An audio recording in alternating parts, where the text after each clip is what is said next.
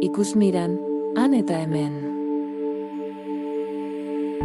Nekropolien artean, Piszinako Santa Maria.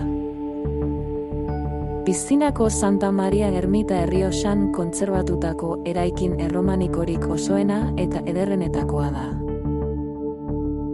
Aurkitutako aztarna arkeologikoen arabera, badirudi herrixka bat dagoela lursailaren goragune batean. Elizaren hegoaldeko fatxadatik 81 metrora.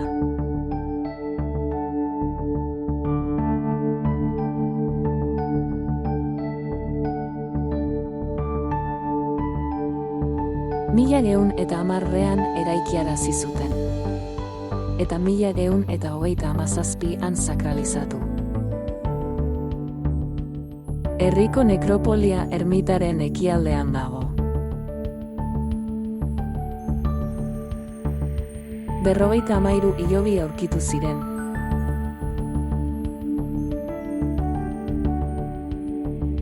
Berrogeita bederatzi mendi hegaleko kareharrian landuak eta 4 elizaren ekialdeko hormaren ondoan.